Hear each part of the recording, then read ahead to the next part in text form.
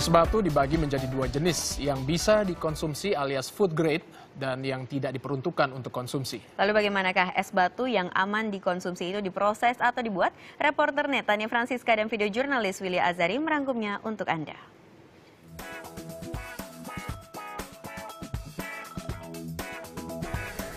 Minuman segar dan es batu bak dua sejoli yang tak terpisahkan. Namun seringkali es yang ditambahkan adalah es batu yang bukan ditujukan untuk konsumsi.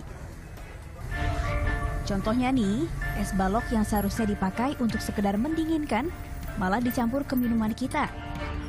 Alhasil, minuman rawan terkontaminasi bakteri. Penasaran dengan es layak konsumsi alias food grade? Pabrik es di kawasan Merio Selatan, Jakarta Barat ini punya jawabannya. Mengusung standar es yang food grade, es yang diproduksi harus memiliki kualitas setara makanan. Oleh karena itu, pemilihan air sebagai bahan baku wajib diperhatikan. Ya, kalau kita sih, kalau nggak dari air tanah, bisa dari air pump, tergantung tempatnya. Memang lokasi pabrik kita itu di lokasi di mana air tanah itu sangat bersih gitu loh. Karena itu kita putuskan ya udah pakai air tanah. Dan air pump kadang-kadang tidak menjamin pump itu ada terus gitu, kadang-kadang diputus. Sebelum diproses, air akan disaring untuk menghilangkan klorin, seng, dan kapur. Lalu air hasil penyaringan ditampung dalam wadah. Selanjutnya, air melalui tahap penyaringan kedua. Proses penyaringan kedua untuk menghilangkan sisa endapan dan partikel kimia dengan sistem membran. Saat air sudah bebas dari kotoran dan bahan kimia, saatnya disinari ultraviolet. Bakteri akan mati dalam proses ini sehingga air tak perlu direbus. Dua proses penting dalam pembuatan es yang aman dikonsumsi. Yang pertama untuk menghilangkan sisa endapan garam dari proses penyaringan sebelumnya. Dan yang kedua adalah untuk menghilangkan mikroorganisme yang masih terkandung di dalam air melalui sinar ultraviolet.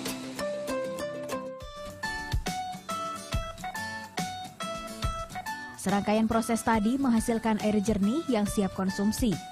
Lalu air akan dialirkan ke mesin pembuatan es. Mesin asal Jerman ini mampu mencetak puluhan es per 30 menit sekali. Dalam sehari, 10 ton es dihasilkan dari mesin ini. Pabrik ini hanya membuat es untuk konsumsi. Es yang diproduksi dibagi menjadi 3 ukuran. Es chip untuk es yang di blender, es cube sedang untuk minuman non-alkohol, dan es cube besar untuk minuman beralkohol.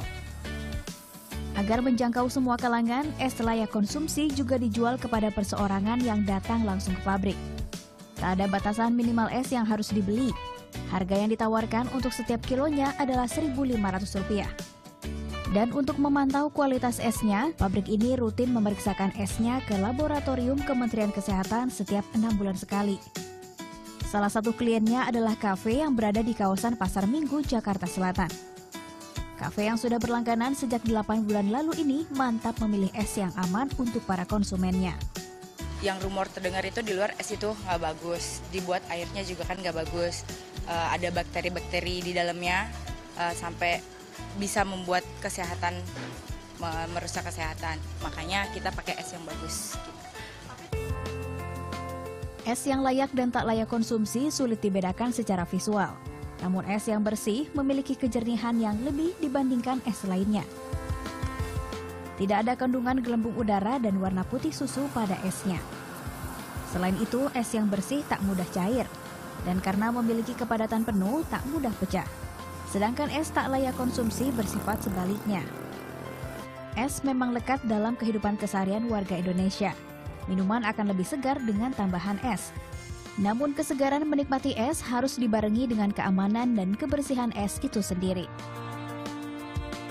Tania Francisca, Willy Azari melaporkan untuk NET.